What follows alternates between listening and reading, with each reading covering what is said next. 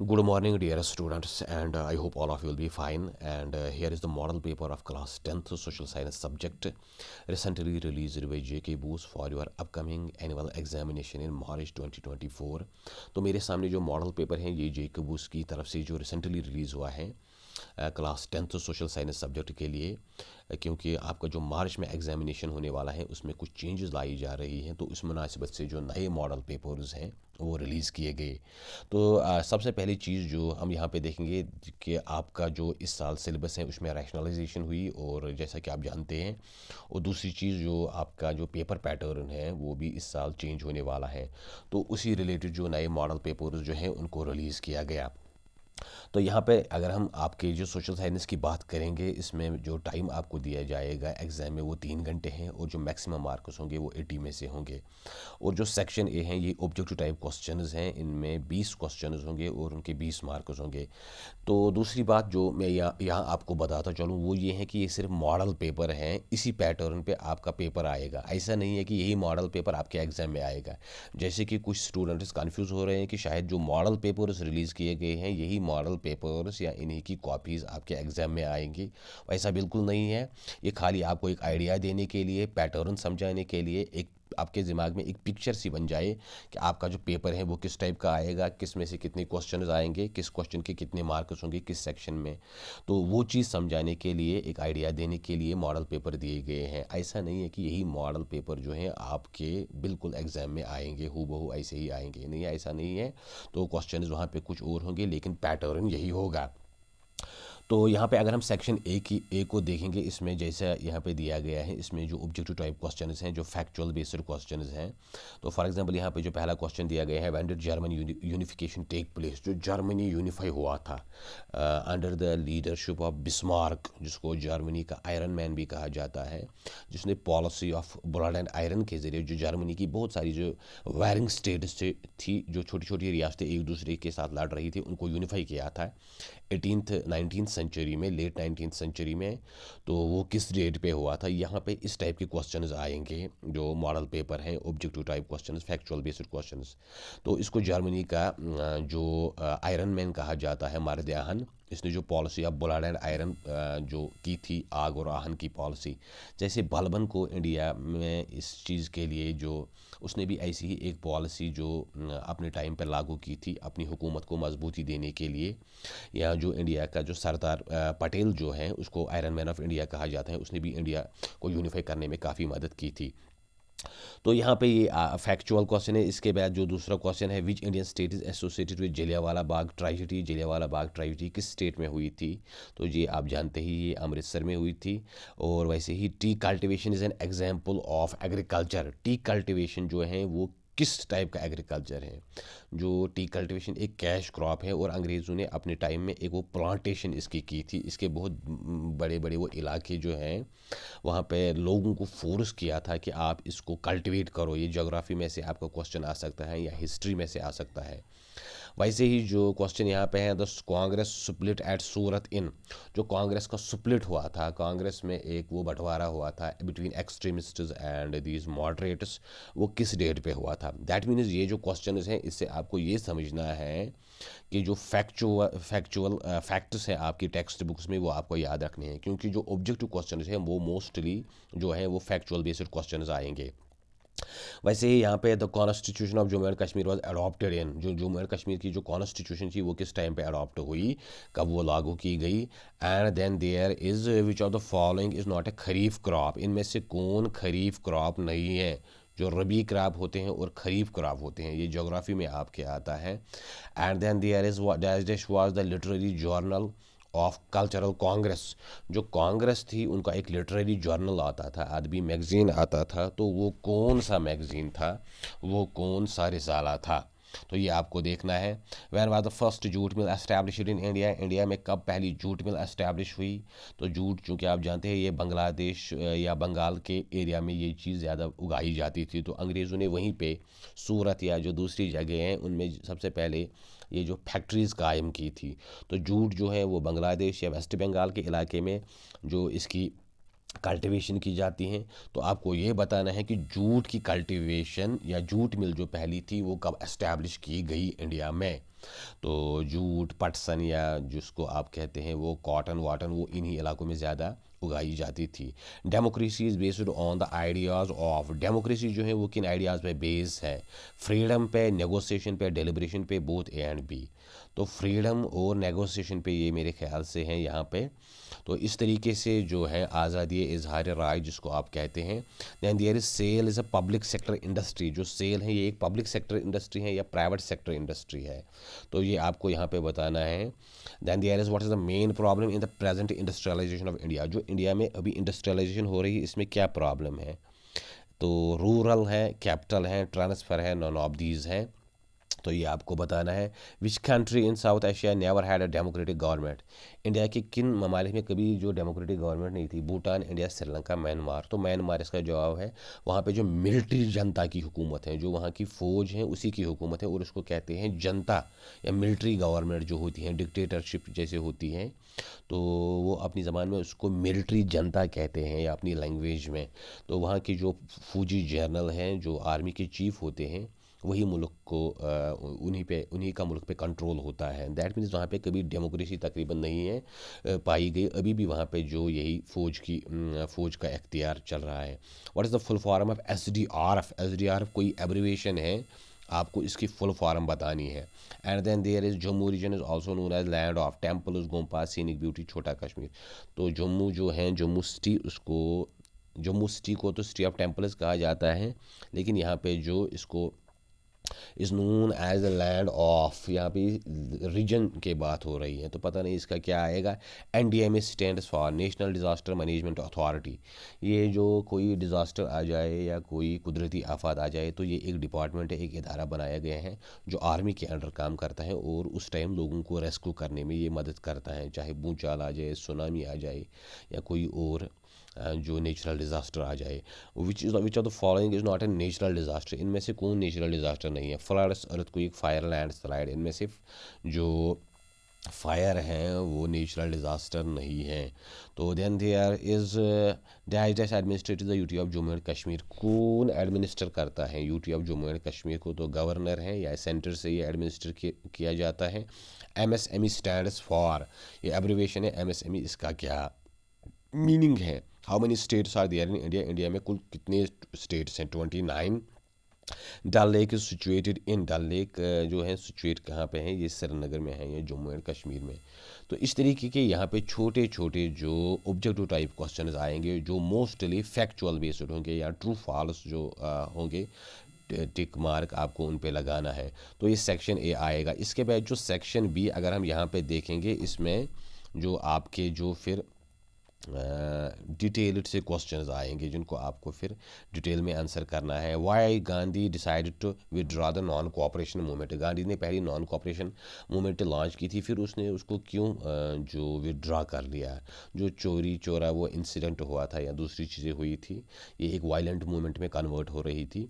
What's meant by Bretton Woods agreement, जो Bretton Woods agreement है वो क्या था? जो अंग्रेज़ दौर में बहुत सारे जो एग्रीमेंट्स हुए या जहाँ बहुत सारी जो कमीशनर्स यहाँ पे आ गए। तो आपको जो 3 क्वेश्चन इसमें से करने हैं और 10-10 मार्क्स के, तो 30 मार्क्स आएंगे।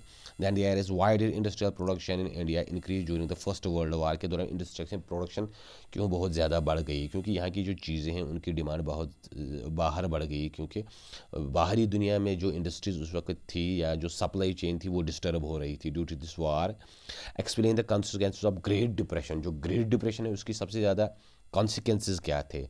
तो सबसे बड़ा जो इसका कॉन्सिक्वेंस था वो था अनएम्प्लॉयमेंट या पॉवर्टी, जो गुर्बत, बेरोज़गारी या एक कारोबार में एक जो डिप्रेशन आ रहा था या कारोबार ठप हो रहे थे। तो ये जो ग्रेट डिप्रेशन आया था 1929 में USA में, ये पहले जो वहाँ का वो स्टॉक मार्केट है वो क्रैश हो गया था। Explain the consequences of great depression, के कॉन्सिक्वेंसेज क्या हुए। तो why did some industries in 19th century Europe prefer hand labour और मशीन्स, क्यों 19वीं सदी में यूरोप में कुछ इंडस्ट्रीज जो हाथ की बनाई हुई चीज़ों को प्रेफर करती थी, न कि जो मशीन से चीज़ें आती थी। And what steps can be taken to control soil erosion in the hilly areas, ये आपकी जोग्राफी से ये क्वेश्चन है। जो हिली एरियाज होते हैं उनमें हम कैसे जो सॉइल एरोजन को कंट्रोल कर सकते हैं। अगर हम ज़्यादा से ज़्यादा वहाँ पे पेड़ पौधे लगाए, रिफॉरेस्ट्रेशन करें, तो या जो डैम्स बनाए जाते हैं अभी, उस तरीके से जो ये सॉइल एरोजन को कंट्रोल किया जा सकता है। Describe the important futures of rice cultivation, rice cultivation में शाली की पैदावार या उसका जो कल्टीवेट किया जाता है उसमें क्या क्या चीज़ें इंपॉर्टेंट हैं। Classify the following subjects under the union state and concurrent list, कौन कौन से सब्जेक्ट जो यूनियन लिस्ट में आते हैं, सेंटर के अख्तियार में, स्टेट के अख्तियार में, और कनकरेंट जिन पे दोनों सेंटर एंड स्टेट जो यूनियन और फेडरेशन होता है दोनों का कंट्रोल होता है, इख्तियार होता है। ऐसे कौन कौन से लॉज हैं या ऐसे कौन कौन से जो शिक होते हैं। तो defence, police, agriculture, atomic energy, marriage, banking, trade, तो ये बहुत सारी जो डिफेंस खासकर सेंटर के अंडर ही आता है। वैसे एग्रीकल्चर स्टेट और सेंटर के दोनों के दरमियान आता है। पुलिस भी जो सेंटर का भी उसका एक कंट्रोल होता है और स्टेट का भी। या बैंकिंग जो ट्रेड होता है, दूसरी चीज़ें, तो ये आपको देखना है। What are the various challenges faced by political parties, बहुत सारी जो चैलेंजेस हैं जो पॉलिटिकल पार्टीज़ को फेस करना पड़ती हैं, तो वो क्या है। हाउ एम्प्लॉयमेंट पोटेंशियल कि Jammu and Kashmir can be increase, Jammu and Kashmir में कैसे एम्प्लॉयमेंट पोटेंशियल को इंक्रीज़ किया जा सकता है। अगर यहाँ की टूरिज़्म को बढ़ावा दिया जाए, यहाँ पे जो इंडस्ट्रीज़ हैं उनको कायम किया जाए, या जो जॉब सेक्टर हैं खासकर इंडस्ट्री के ज़रिए या इन्वेस्टमेंट के ज़रिए, तो उसके ज़रिए यहाँ की जो एम्प्लॉयमेंट पोटेंशियल है उसको इंक्रीज़ किया जा सकता है। या यहाँ की जो यूथ है उनको अगर स्किल ट्रेनिंग दी जाए, कोई स्किल जो है apart from the traditional academics and other things, उसके अलावा अगर यहाँ के यूथ को जो स्किल बेस्ड जो एजुकेशन है वो दी जाए। What should be the approach to help a fire, what should be the approach to help a fire burned patient, ऐसा पेशेंट हैं जो आग की वजह से झुलस गया हो, तो उसके साथ क्या अप्रोच होना चाहिए, उसकी हम कैसे मदद कर सकते हैं। जिसको जो बर्नस का शिकार हो गया आग की वजह से, जिसमें ये बर्नस लग गए हो।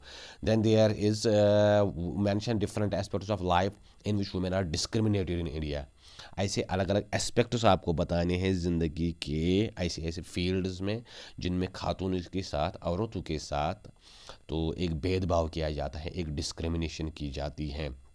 सो ये थोड़े बहुत आपको डिटेल में क्वेश्चन लिखने हैं।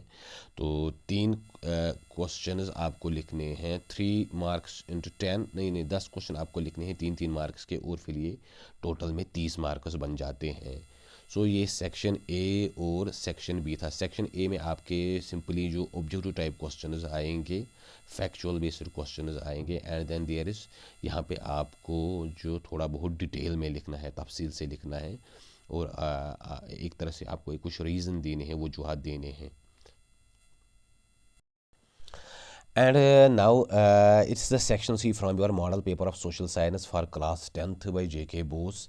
देखिए सेक्शन सी में अगर हम देखेंगे इसमें 5-5 मार्क्स के जो 5 क्वेश्चंस आएंगे, टोटल मिला के 25 मार्क्स बन जाते हैं। तो सेक्शन ए में यहाँ पे जो क्वेश्चन दिया गया है, suppose what steps did the French revolutionaries take to create a sense of collective identity among the French people. जो फ्रेंच रेवोल्यूशन आया था, फ्रांस का इनकलाब जो आया था, जिसमें से जो चीफ स्लोगन्स थे लिबर्टी, इक्वालिटी, फ्रैटर्निटी, जमहूरियत पे बेस्ड या ह्यूमैनिटेरियन पे बेस्ड या इक्वालिटेरियन पे बेस्ड, आज़ादी, इजहार राय पे जो बेस्ड जो चीज़ें हैं वो इसी रेवोल्यूशन से जो वजूद में आ गई। तो इसमें से जो ये रेवोल्यूशनरीज़ थे, जो इनकलाबी थे, तो उन्होंने ऐसे क्या इकदाम उठाए थे, क्या स्टेप्स उठाए थे, जिससे लोगों में उन्होंने एक ऐसा सेंस, ऐसा तस्वुर डाल दिया ऑफ कलेक्टिव आइडेंटिटी, एक यकजहती का, एक इतिहाद का, एक भाईचारे का। तो ये आपको देखना है। Then there is write in detail different types of soil found in India. India में जो अलग अलग टाइप्स के जो सॉइल होते हैं, काली या ब्लैक सॉइल, लोमी सॉइल, या जो रेड सॉइल होती है, इसमें बहुत सारी जो इसके अकसाम होते हैं। तो वो आपको देखने हैं। ये ज्योग्राफी का क्वेश्चन है। डिफाइन मिनरल्स, मिनरल्स हमें किन चीज़ों को कहते हैं, मैदनियात जो होती हैं। What are various metallic and non metallic minerals. फिर इसमें जो टाइप्स बन जाती हैं मेटालिक एंड नॉन मेटालिक, जो जियोलॉजी में आता है या ज्योग्राफी का ये टॉपिक है। Found in Jammu and Kashmir, आपको देखना है जम्मू एंड कश्मीर में ऐसे कौन से मिनरल्स पाए जाते हैं। Then there is different discuss different forms of power sharing in modern democracies। जो अभी मॉडर्न डेमोक्रेसीज़ हैं आजकल की, जो जमहूरी जो हुकूमतें हैं या निज़ाम है, इसमें जो कैसे जो अलग अलग एक डेमोक्रेटिक सेटअप जो क्रिएट किए गए हैं। कहीं पे पार्लियामेंट्री डेमोक्रेसी है, कहीं पे प्रेसिडेंशियल हैं, या कहीं पे डायरेक्ट इनडायरेक्ट डेमोक्रेसीज जो हैं। इसके अलावा इसमें और भी कुछ चीज़ें हैं। Given example of each of these, आपको फिर इनकी एग्जांपल देनी है, क्योंकि जो वोटिंग का सिस्टम है अलग अलग जो कंट्रीज़ में अलग अलग पैटर्न पे होता है। तो वो चीज़ आपको देखनी है कि इसमें पावर शेयरिंग कैसे की जाती है। कहीं पे जो वो एलाइज इतिहाद के तौर पे कोई हुकूमतें बनाई जाती हैं या दूसरी चीज़ें जो होती हैं। And read the extract and answer the question. यहाँ पे एक एक्सट्रैक्ट दिया गया है, एक पैराग्राफ सा दिया गया है। फिर इसके बाद जो क्वेश्चन है वो आपको देखने हैं। देखिए यहाँ पे जो पैराग्राफ दिया गया है, it's like this. Print culture has popularised the idea of enlightened thinkers. जो प्रिंट कल्चर आया, जो प्रिंट का कंसेप्ट आया, प्रिंटिंग मशीन, तो इसकी वजह से जो एनलाइटेंड थिंकर्स थे, जो बड़े रोशन जहन के थिंकर्स थे, तो उनकी जो सोच है वो लोगों में फैलती गई। The writings of these thinkers such as Thomas Paine, इनमें जो थॉमस पेन था, जिसकी जो बुक है that is this of reason, या वोल्टायर था जो फ्रेंच फिलासफर था, या रूसो था जिसकी जो मशहूर जो बुक है लेविथन, जिसने कहा था man is born free but he is everywhere in chains, were widely printed. उनकी बुक जो है वो बहुत ज़्यादा प्रिंट हो गई and read during the times. और इस time French revolution, American revolution के दौरान ये चीज़ें पढ़ी गई। Quality their writings provided a critical commentary on the tradition, superstition and despotism. उनकी जो राइटिंग्स हैं उन पर एक क्रिटिकल कमेंट्री थी, तजिया था या एक तनकीद थी ट्रेडिशन पे, रिवायतों पे, सुपरस्टिशन पे, तौहमात और डेस्पोटिज्म। जो एक डिक्टेटरशिप होती है, डिस्पोटिज्म होता है, मुतलकुल अनानी, तो उन हुक्मरानों पे इसमें बड़ा ही सख्त तनकीद था, क्रिटिकल कमेंट्री थी, एक तजिया था। They argued for the role of reason. वो रीज़न को सुप्रीम इम्पोर्टेंस देते थे कि अक्ल की बुनियाद पे, शऊर की बुनियाद पे हुकूमत करनी है। एंड रैदर दैन कस्टम, वो custom and demand and that everything we जज through the application of reason and rationality. वो सिंपली ट्रेडिशन या कस्टम या रीत रिवाजों को नहीं मानते थे। वो चाहते थे कि हर चीज़ को रीज़न या रैशनैलिटी, जो एज ऑफ रीज़न है या एज ऑफ रिफॉर्मेशन जिसको आप कहते हैं, जो यूरोप में डार्क एजेस के बाद आई, तो वो चाहते थे कि रीज़न और रैशनैलिटी, अक्ल शऊर को अहमियत दी जाए। They attack the sacred authority of the church. जो चर्च को एक सैक्रेड, एक रिलीजियस अथॉरिटी दी गई थी, and the despotic power of the state. और जो स्टेट का एक डिस्पोटिक पावर था, स्टेट एक ऑटोक्रेसी या डिक्टेटरशिप के तौर पे थी फ्यूडलिज्म के दौर में। दस eroding the legitimacy of the social order based on tradition. वो चाहते थे कि ये जो सोशल ऑर्डर क्रिएट किया गया है, class based society, caste based society, tradition के बेसिस पे उसको ख़त्म किया जाए, उसको इरोड किया जाए। द राइटिंग्स ऑफ वोल्टायर है, रूसो वायर रीड वाइडली। जो वोल्टायर और रूसो हैं उनकी जो वर्क्स हैं उनको बहुत ज़्यादा पढ़ा गया। वोल्टायर का आपने वो कोट सुना होगा, that I may not agree with you but I will defend to your right to say it. कि मैं आपकी बात से एग्री ना करूं, लेकिन मैं अपनी जान देकर भी आपके आज़ादी इजहार राय का दिफा करूंगा। तो रूसो का ये एक कोट था। And those who read these books saw the world through new eyes. और जिन्होंने ये नई बुक्स पढ़ी इनकी, तो उन्होंने दुनिया को एक नए अंदाज से देखना शुरू कर दिया, विच वेर क्रिटिकल एंड रैशनल। जो क्रिटिकल था, हर चीज़ को पहले तोलते थे, एनालाइज करते थे, और रैशनल बेसिस पे, अकल के बुनियाद पे, शऊर के बुनियाद पे, लॉजिक या मंतक की बुनियाद पे वो अभी सब चीज़ों को जांचने लगे। Discuss in brief the effectiveness of print culture. तो प्रिंट कल्चर की इफेक्टिवनेस क्या हो गई? इसकी इफेक्टिवनेस ये हो गई कि ये जो एनलाइटेंड थिंकर्स थे, एनलाइटेंड फिलासफर्स जो थे, उनकी जो वर्क्स हैं वो लोगों ने पढ़ना शुरू कर दिया, और लोगों की जो सोच है वो तब्दील हो गई। वो अब ब्लाइंडली जो ट्रेडिशन, कस्टम्स या सुपरस्टिशंस हैं, इन पे बिलीव नहीं करने वाले थे। उन्होंने हर चीज़ को अकल के मियार से तोलना शुरू कर दिया या नापना शुरू कर दिया। Do you agree that scientific ideas were circulated through print? If yes, discuss. आपको क्या लगता है कि साइंटिफिक आइडियाज़ प्रिंट कल्चर से जो ज़्यादा ये स्प्रेड हो गए, प्रोलिफरेट हो गए? हाँ, ये बिल्कुल सच है, क्योंकि इससे पहले जो बुक्स थी, बाइबल थी, दूसरी चीज़ें थी, वो क्लर्जी या जो प्रीस्ट्स थे या जो चर्च था, उनके कंट्रोल में थी और लोगों को वो ये चीज़ें पढ़ने नहीं देती थी। जो जितना ज़्यादा यूरोप में ये प्रिंट कल्चर आ गया, उतने ज़्यादा जो फिर न्यूटन को हम देखते हैं या अगस्त कॉम को देखते हैं या जो दूसरे वो जो इकोनॉमिस्ट्स थे कुछ, तो उनकी जो वर्क्स हैं वो फैलती गई। एडम स्मिथ जैसे लोगों को या बेंजामिन फ्रैंकलिन जो होते था, फ्रांसिस बेकन, उनकी जो वर्क्स हैं वो फिर वक्त के साथ साथ फैलती गई। तो जो साइंटिफिक आइडियाज़ हैं वो लोगों में आ गए। To what extent it is the print culture has paved the way for French revolution. तो फ्रेंच रेवोल्यूशन में इसका बहुत ज़्यादा असर था, क्योंकि जिस टाइम लोग ये रेवोल्यूशन जो था, जो ये प्रिंट कल्चर था इसका बहुत ही एक अहम रोल था फ्रेंच रेवोल्यूशन में। एक तरफ अगर हम देखेंगे जो फ्रेंच रेवोल्यूशनरीज थे, रॉबर्सपायर, दूसरे जो लोग थे, तो तो वो अपने लेवल पे काम कर रहे थे, लेकिन साथ में जो ये फिलासफर्स थे, वोल्टायर था, रूसो था, एडमंड बर्ग था, थॉमस पेन था, या इसके अलावा जो दूसरे लोग थे, उनकी जो वर्क्स हैं, उनकी जो ये फ़िलासफ़िकल वर्क्स हैं वो लोगों में फैलती गई और लोगों ने इनको पढ़ना शुरू कर दिया।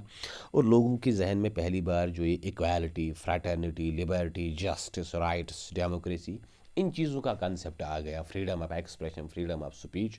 और इससे लोगों को एक इंस्पिरेशन मिल गई। उन्होंने बढ़ चढ़ कर इन चीज़ों को अचीव करने की कोशिश की और इस डिक्टेटरशिप के ख़िलाफ़, इस ज़ालिमाना निज़ाम के ख़िलाफ़, जो वहाँ पे एक जागीरदाराना निज़ाम था, क्लास बेस्ड सोसाइटी थी, तो इसके खिलाफ उन्होंने आवाज़ उठाई। तो प्रिंट कल्चर की बहुत ज़्यादा अहमियत है। या अगर आप थर्ड वर्ल्ड कंट्रीज़ में भी देखोगे, या अमेरिकन रेवोल्यूशन में भी, खासकर जो फिर एशिया अफ्रीका में बहुत से ममालिक जो आज़ाद हुए, तो प्रिंट कल्चर की उसमें बहुत ज़्यादा अहमियत है। अगर आप इंडियन हिस्ट्री में भी देखोगे तो यहाँ के जो बहुत सारे लीडर्स थे, उनके अपने कुछ प्रेस थे या कुछ वो न्यूज़पेपर्स पब्लिश कर रहे थे, चाहे वो अब्दुल कलाम आज़ाद हैं या दूसरे जो वो लाला लाजपत राय, ऐसे लीडर्स।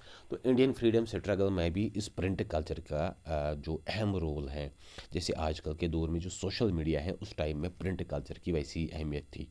इसके बाद जो सेक्शन डी है, इसमें कुछ जो लोकेशंस होगी, चाहे वो हिस्टोरिकल होगी या जोग्राफिकल होगी, वहाँ पे आपको एक मैप दिया जाएगा और आपको वो जगह उस पर लोकेट करनी है। फॉर एग्जांपल यहाँ पे पोर्ट कांडला है, ये कहाँ पे वाक़ा है, कहाँ पे लोकेट है। नॉर्थ साउथ कॉरिडोर कहाँ पे है, railway line from Delhi to Kolkata, तो ये कहाँ पे लोकेट हैं, कहाँ पे आप इस मैप में ये चीज़ ढूंढ लोगे।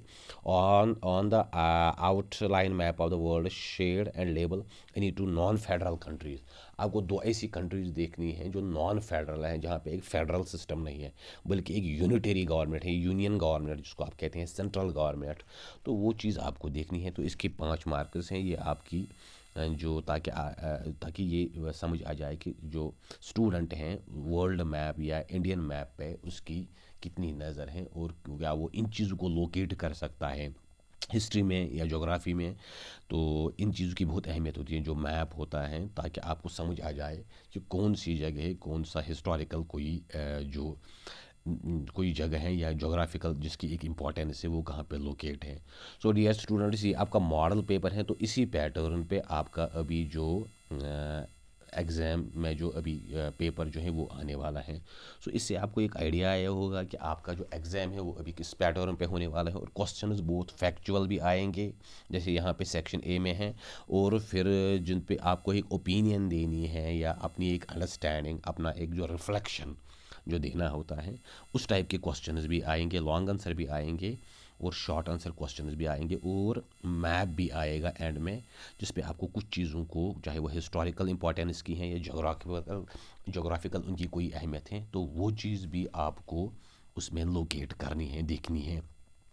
So dear students, this was a model paper for class 10th social science recently released by JK Bose। उम्मीद है इससे आपको एक आइडिया आया होगा, और अगर आपको ये वीडियो अच्छा लगा हो तो उसको ज़रूर शेयर करें, सब्सक्राइब करें और अपनी व्यू दें, ताकि जो और नेक्स्ट आने वाले वीडियोज़ हैं दूसरे सब्जेक्ट्स के, दूसरे जो टॉपिक्स हैं, वो भी आप तक पहुँच सके। Wish you all the best and thank you.